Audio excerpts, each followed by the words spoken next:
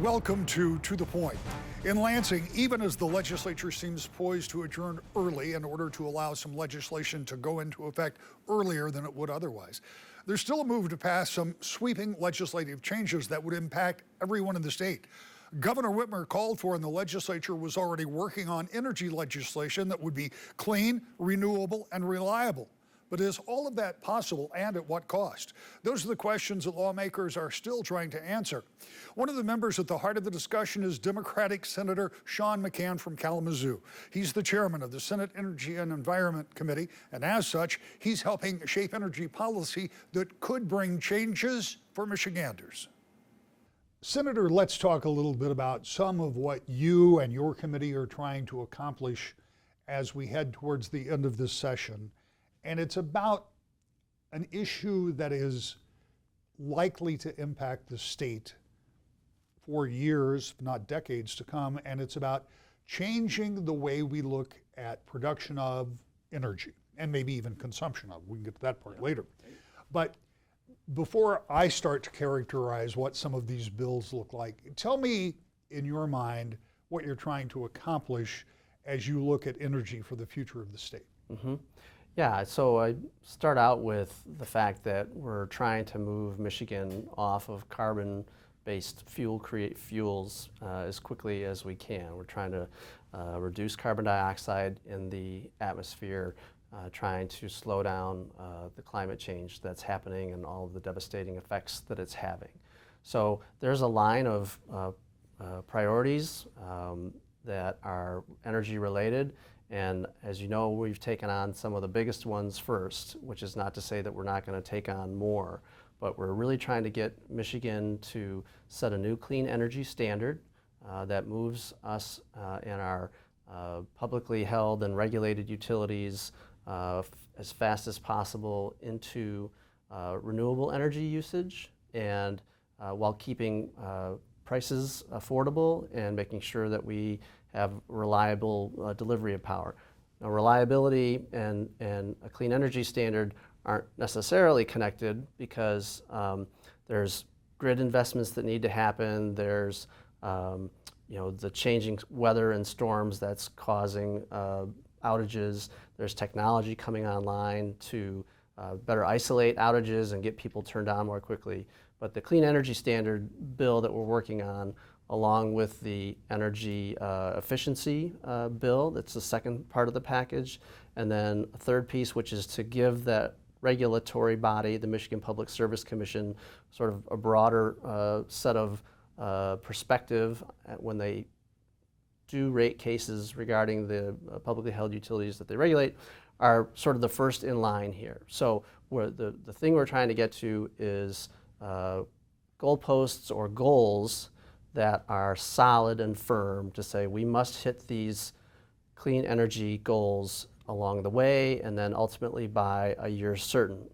Okay, so let's go back to that. It's very technical. I understand. Yeah, I understand. and I know you understand it, but I mean, it's a lot to explain to people. And you and I were talking about this before we started this interview. I was here when energy policy was visited in the mid-2010s, and it is extraordinarily complex because when you think of changing the way that we produce energy in a state, and by the way, we're no different than many states that have for years relied on coal, some hydroelectric, but not a whole lot, and you want to change that, it's going to be very complex. And I should stipulate that we don't know exactly what the package of bills is ultimately going to look like because you're still having hearings and you're still talking. But let's start.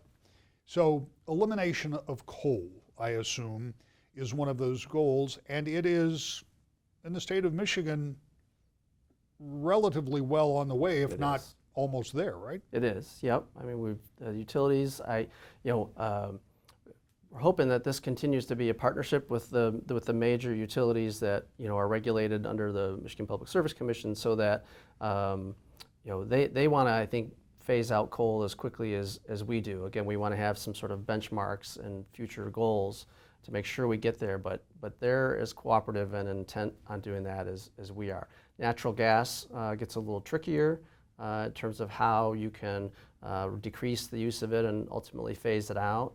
But then you also are ramping up your wind, solar, and storage, which are sort of the three components of the future. I want to talk to you specifically about natural gas and LP gas. I can't speak for the public at large, but I think a whole lot of households in the state are using gas of some sort. I know in my home that if I no longer had access to that gas, there are any number of appliances that have to have some type of energy. So what does that look like if you do away with natural? Yeah, I don't think anyone's talking about that. Yeah. What the main focus is on electricity generation and what the fuel source is. So, it's more on the electricity side than it is the natural gas side of what's being delivered to your home. If you're charging an electric vehicle, but that electricity is being generated at the start of the line by coal or natural gas, you really aren't sort of, I mean, you're reducing your emissions out of your tailpipe with that electric vehicle, and it's more efficient to generate that electricity at an industrial scale. But that's what we're really looking at, that phase out and that replacement of the electricity. I mean, I think really it's not, there's some fear mongering about people are going to come for your gas stoves and things like that. Right. It's ridiculous. But that's part of the reason we're doing this interview is to try to go on record with what it is you're really trying to achieve. So when you talk about eliminating natural gas, for example, you're talking about it in energy production, not in running my furnace. Absolutely, right? That's right. Yep. Okay. Yeah, very, very good distinction. Yeah. Well, and it gets thrown into the same pile. It does. A lot of times. Yeah. So let's talk a little bit more about that. If you're going to eliminate those things for the reasons that you stated, and you're going to rely on solar and you're going to rely on wind, what guarantees do you as a legislator and regulator at this point have that we can produce enough energy? And you pointed out electric vehicles plus battery manufacturing and all of the extra electricity that it seems to me we're going to need in this state going forward. What assurances do you have that there will be enough of that kind of generation? Yeah, these are great. Those are good problems to have. Good things to have to figure out is how that's exactly going to work. And we're not alone or new in this realm. Other states are doing similar kind of work.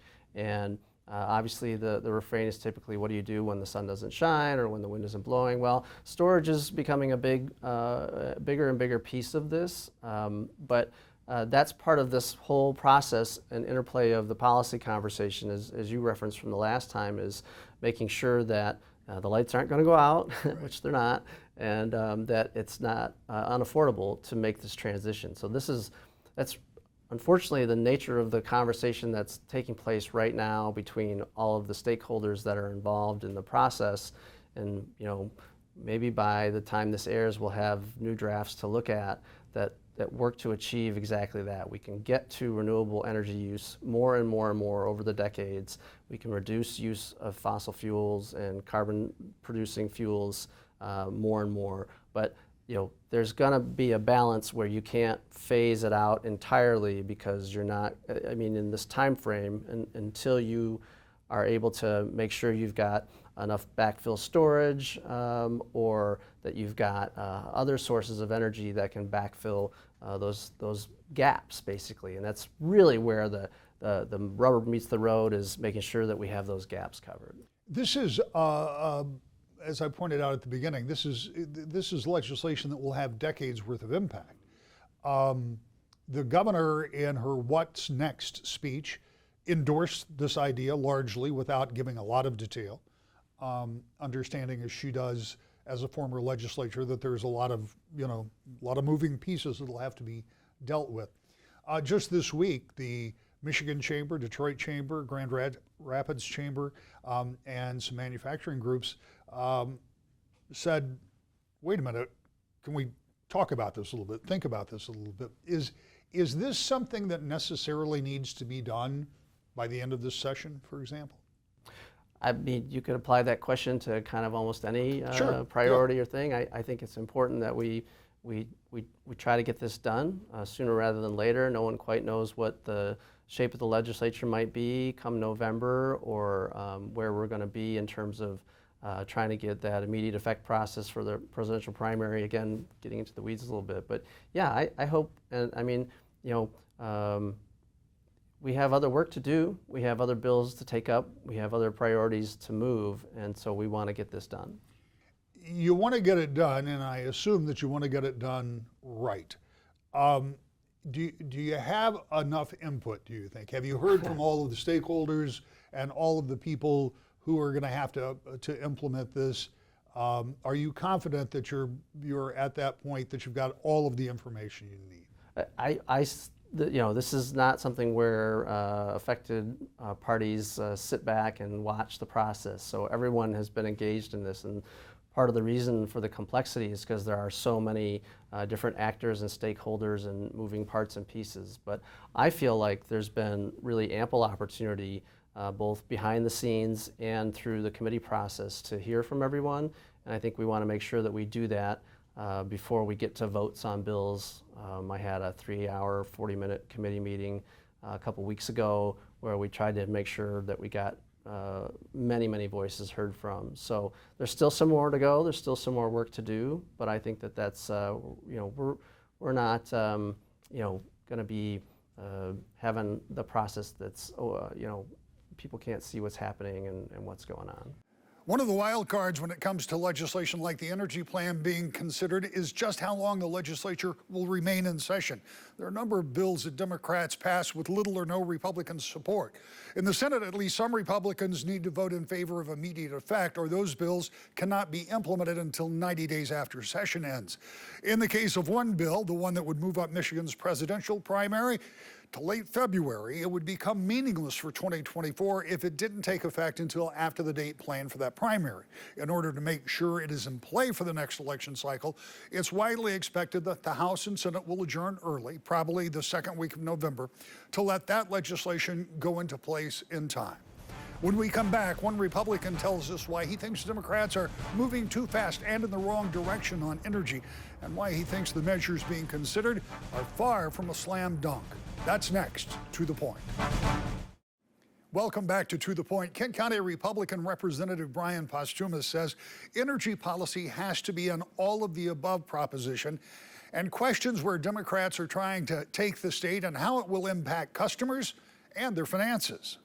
Representative, let's talk a little bit about one of the initiatives. There are a lot of things still going on in Lansing. If we get time by the end of this interview, we'll talk about some of that. But let's talk a little bit about energy. In the first part of this program, we talked to the chairman of the Energy Committee over in the Senate, Senator McCann from the Kalamazoo area, and he laid out kind of what his vision is and what he thinks that they're trying to accomplish. And if I understand it correctly, they want to have renewable energy for the entire state on a date that may or may not be specified yet. I mean, I think there are a lot of negotiations still going on. Yeah. But in general, the idea is that it would be solar, that it would be wind, that natural gas as an issue to produce energy would be phased out. Yep. All of those things for the environment and for sustainability. And so we understand the motivation. What is your take on this conversation, given that the cost is something that it's not quite determined? So first of all, I appreciate the question. Glad to be here. What you're talking about, we have the Democrats trying to usher in Michigan's Green New Deal, and in so doing, they want to accomplish fully net zero, carbon neutral energy by 2035, without bringing, which means we're getting rid of natural gas. Nuclear is not an option in the plan, and so the feasibility of that, number one, is in question. I don't see it. Most think tanks don't see any path to that by 2035 without natural gas and nuclear as part of the plan. The other challenge with it, to your point, you mentioned the cost on it. Well, in the governor's second State of the address, she had mentioned that the consumers are going to be seeing a cost savings. Well, the figures never lie, but liars sure can figure, and I think this is kind of a part of that.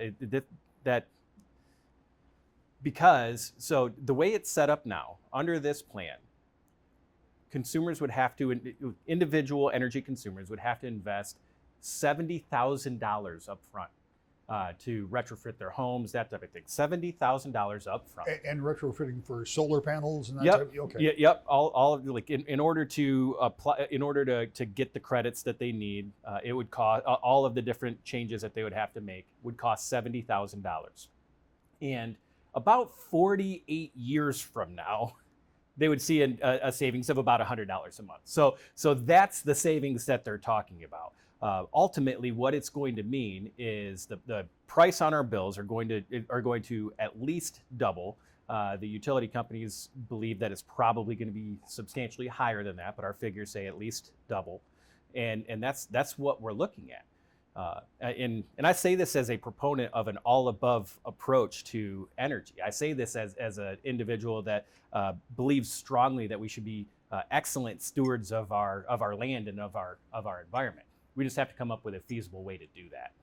Well, one of the things that I think that people struggle with a little bit is the wind doesn't always blow and the sun doesn't always shine. Right. I mean, we live in Michigan. And so are those reliable enough? And again, for those of you who have taken a little deeper look at this, can you generate the kind of energy that we need and a growing need, particularly if we talk about new battery plants, that at least 2 of those are on the table? If indeed there is going to be a push, as there currently is, towards electric vehicles, can you, without coal-fired generation, by the way, much of that is going away anyway, Right. Can you generate enough energy with those renewable sources to meet the needs of Michigan? So with our current system, our current grid, I don't believe so. Not without natural gas, not without nuclear. I do not see a feasible path to doing that.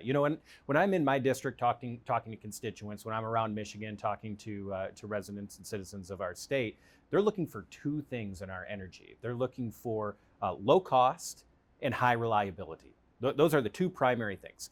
And the Democrats' Green New Deal that they're pushing right now is going to do the opposite on both. It's going to make costs go up. It's going to make reliability go down. To your point on solar, I believe Michigan is the second lowest state for solar availability in the entire country. And we're talking about mandating solar in Michigan. Now, I think it should be part of the solution. I'm not saying we should take it off the table, but it should be an all of the above approach. The biggest challenge that I have with this whole thing is Michigan is not in a bubble, right? Like we are not cordoned off from the rest of the country or the rest of the world when it comes to our environment. And so the things that are happening here impact the rest of the world, but so do the things that are happening in Africa or Europe or Asia. And so if we want to have a positive impact on the environment, then we need to look at it from a global stage. If we're looking at it from a global stage, then realistically, the number one thing that we should be doing is doubling down on natural gas production here so we can export that to the developing countries around the world that are having a heavy reliance on dirtier fuels. If we can do that, that's the biggest impact we can have here in Michigan. What is your take from the standpoint of being, as we've talked about before, being in the minority? Yep. And understanding that Democrats hold all the committee chairmanships and that they are proceeding with these conversations, yet we know that there are only a handful of days left in the session. And Yeah. I say no, I guess that's taking a bit of a leap, but I firmly believe that there will be an early adjournment. And because of that, there are only, I don't know, maybe 3 or 4 weeks Yep. left, Yep. which is 12 days, maybe 15 at the most, to get something done. Is it plausible to get this kind of, I mean, this would be a big energy policy Yes. rewrite. Yes. Is it possible to get that done in that short a period of time? From the logistics of having the legislation written and everything, sure, yeah, that's good to go. From the logistics of actually getting the votes to do it, no, I don't think so. I do not think that we will see this signed into law because of how extreme this policy is. The Democrats have operated in Lansing as though they have this huge mandate, right? They took the trifecta, so they could make that argument based on that. But in reality, in the House, they won the majority by less than 600 or less than 800 votes in 2 different seats. It's a very slim margin, as slim as it could be. And if they lose one Democrat in the House, then they can't pass anything. And so the policy that they are pushing right now is so extreme that they're just not going to be able to get it done. I don't think they're going to get the votes. There is another dynamic at play, and that is that there are 2 Democrats who are running for mayor of their respective cities. And part of the push to get agendas done now is that by January, you may be at 54-54. And Right. I'm not saying that's going to happen, but it could happen. Right. And so is that part of the calculation here in trying to get some of these things done? Absolutely, and not only could it happen, it is likely that will happen. There's a decent likelihood that it will, and so not only are we adjourning for the year, 2 months early, most likely, but once we reconvene in January, we're not going to be able to do anything most likely or likely until probably March or April, when the Democrats refill those seats. And then we'll be into budget season, and then it's going to be election season again. Right. And so the Democrats have a 3-4 week window in order to get more meaningful policy to their base done. And in order for them to appease their base, they have 3 or 4 more weeks to do it. And I guess we'll see if they can rally the support. I know that we have talked in the past, and that you've had a good working relationship with some folks across the aisle. As you continue in your leadership position and they in theirs. What is that dynamic like in there? I mean, I haven't spent every day in session, but I've been in session a few times. And I've seen some somewhat terse exchanges from the person holding the gavel to some of the people on the floor. And I guess that isn't totally unusual, but what's your take on where you are in Lansing right now? That's a great question. So first of all, let me start off by saying I have a lot of respect for several members on the opposite side of the aisle, especially my counterpart on the Dem Party, or in the Democrat Party, majority floor leader, Abe Ayash. Phenomenal guy. We couldn't be more different from a political perspective, from a religious perspective. Like, everything about us is different, but I have a ton of respect from him. He's a phenomenal guy. I also have a lot of respect for Speaker Pro Tem Lori Pohutsky, who is one with the gavel, who oftentimes I'm in some pretty heated exchanges with. But that's it's kind of like you clock out at 5 o'clock and you have respect for each other. And but ultimately, I have a role that I play. I have a responsibility and a duty to the institution. I have a duty to my constituents, and I have a duty to the rest of the Republican caucus. And that's to ensure, to the best of my ability within the rules of the House, that our body is following the rules, that the majority is not trampling over the rights of the minority. And sometimes it's just a little too easy to do that from the lectern up there when you have the gavel. And so there comes times where it gets heated, and I have to be pulling some people back in check.